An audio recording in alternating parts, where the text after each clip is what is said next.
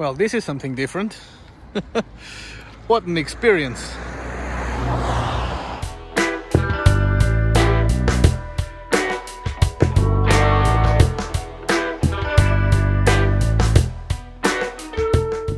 These bikes just got here to Porto.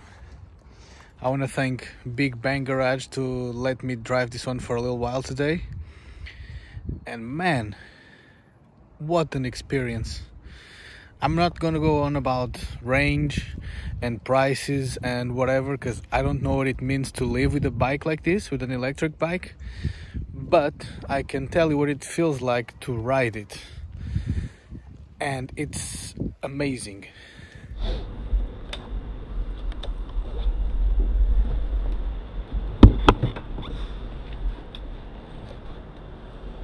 Ora bem. É só arrancar? É, dás gás, não coles o gás devagarinho. Tudo, não é preciso. Ah. Está a trabalhar.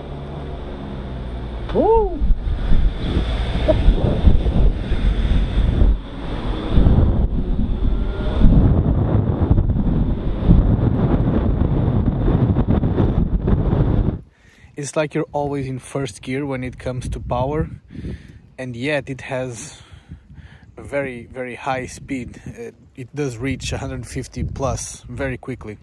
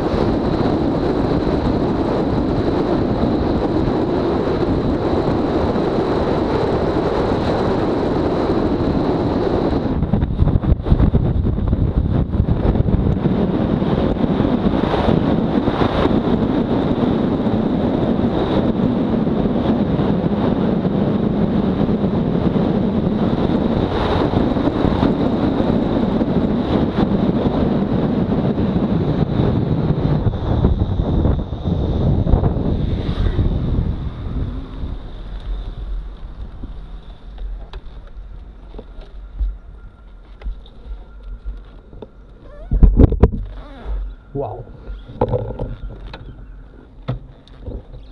It just gives it all. And yet the bike feels super light. That's a weird thing about it. You feel like what you have between your legs is a skinny 500. It's light, it's compact, it's very easy to chuck about. But when you twist the throttle, it's like having 1,000. It's like having a liter engine or more. And she's very confident in the corners. So let's just split the ride experience in two things: what's different about an electric bike and what's pretty much the same as a regular bike. So suspension wise, this feels planted. It's very comfortable. It's soaking up this kind of rough streets very well, all the bumps, and yet it's very, very firm on high-speed corners. So that's a plus. Brakes, very good brakes in the front, very good brakes. I mean, I've tested them to the point that it felt like I was gonna be thrown to the front of the bike.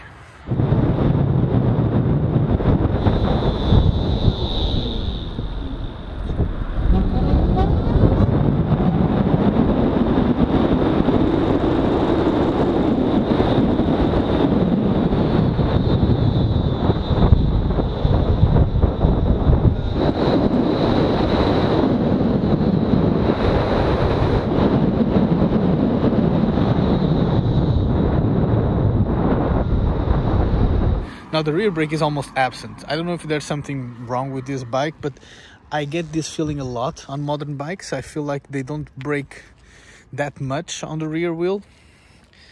But I really, really wish it was a little bit stronger. Because when you're filtering, when you're going really slow, you'd need some leverage here. And honestly, this does nothing. Handling wise, it's very easy. Like I said, it's very light. Even when you're going through traffic, you never feel scared that it's too heavy for you or gonna tip it over. And especially for my height, this bike feels really good because she's very skinny and she's short. She's not tall. I'm not tiptoeing it at all.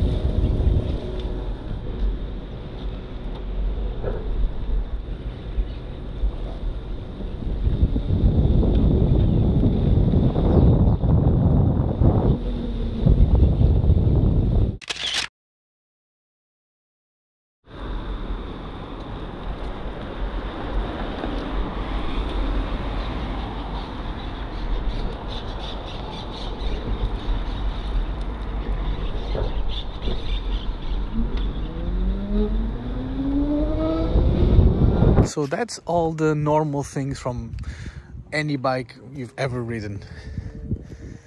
I'm not going to go into details about controls and street and sport modes, because all that stuff is pretty much the same as any other modern bike.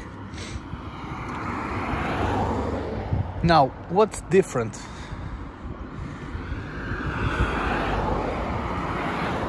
The difference is definitely the power delivery. I mean, if nothing else, this is extremely well tuned. and it's such a smooth power delivery. When you twist the throttle, if you have an open road in front of you, she will never stop accelerating. And that's very weird, because I feel like the left side of my body, my left leg and my left arm, don't have much to do. There's no gear levers, there's no clutch, but I don't miss it.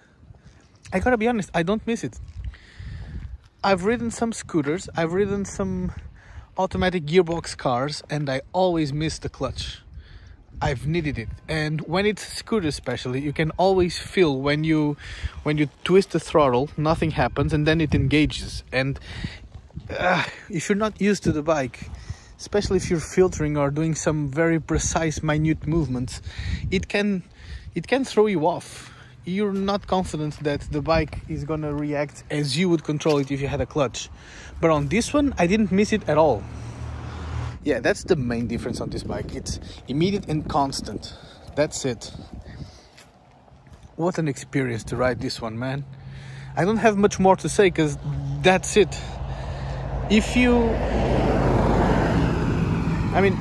disregard the direct transmission and the electric motor and the battery, everything else is exactly the same as any other bikes.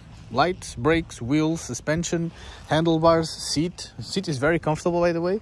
Riding position is a little bit forward, a little bit too much for my liking, but yet I feel comfortable with it. No problems there.